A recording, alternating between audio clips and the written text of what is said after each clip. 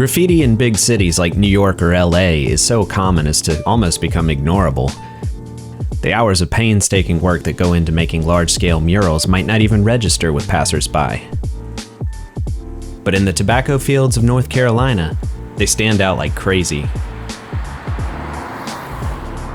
Artist David Ellis was born in Cameron, North Carolina, and grew up working some of those fields. At an early age, he discovered hip-hop music, broadcast from nearby Fort Bragg Army Base in Fayetteville. He became interested in graffiti, and as a teenager would paint barns and outbuildings on his family's property. In the 1990s, Ellis established himself in New York as an artist and worked on large murals and installations. He returned to Cameron in 1999, bringing with him a collective of international artists nicknamed the Barnstormers. Daddy, I want a ham biscuit. Yeah, I want a chicken biscuit. Dada. Oh, you want chicken biscuit. Okay, come on, go to Daddy. I'm going to have a ham biscuit. You're gonna have a ham biscuit?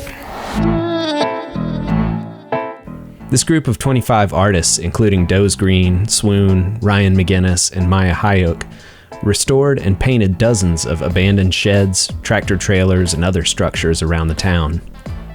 Every summer after that, they would return to touch up and maintain their works, until about 2010, when Ellis turned to other projects. I've been fascinated with this project ever since I heard of the Barnstormers in the early 2000s. I even recorded a music video for my Spanish brother-in-law a few years ago. Pero supe salir, con ayuda me encontraron y sacaron de ahí. Me dijeron no te rindas aunque estés en la cruz, porque en los momentos más oscuros se puede encontrar la luz. And you can see it in the link provided. The Barnstormers were also known for creating time-lapse video paintings, and those videos are definitely worth checking out. I've linked a couple below. I think Cameron may be one of the only places in the world where you will see this kind of street art displayed in a completely rural setting.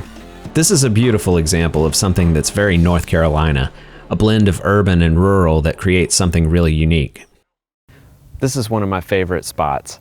It's kind of apart from the other barns. It's all by itself. It's in a quiet little clearing area, and it's just kind of nice out here. And also, the paint's been preserved really well, I think because it was on concrete. Unfortunately, now that the Barnstormers are no longer doing the upkeep on their works, nature is taking over. Many of the original painted structures are just gone today. They were either knocked down by the property owners, or they've collapsed over time. Of the ones that remain, some are fading badly, or in danger of collapsing themselves. Some are so overgrown you can't even really see the paint anymore. It just goes to show that nothing is permanent, but that's a theme the Barnstormers have used many times themselves.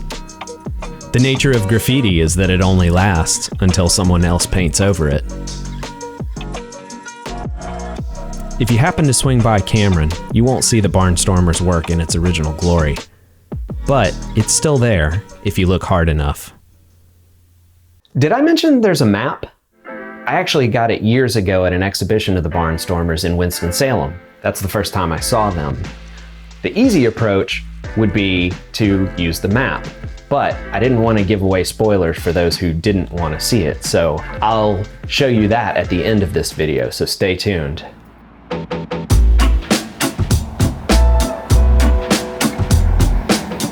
If you do stop into town, you can check out the old Cameron Jail, a one-room jailhouse that was built around 1880. And make sure you stop by the Dewberry Deli for lunch. It's located in the downstairs part of the old hardware building, which is now an antique store. The deli has a soda fountain, and you can get some great sandwiches or even a malted milkshake. If you've never tasted Dewberries before, you gotta try the Dewberry Cobbler. If you have kids with you, you might want to stop by Phillips Memorial Park. It's a beautiful park with a playground and a short walking trail. Let the kids run around and stretch your legs in the afternoon sun.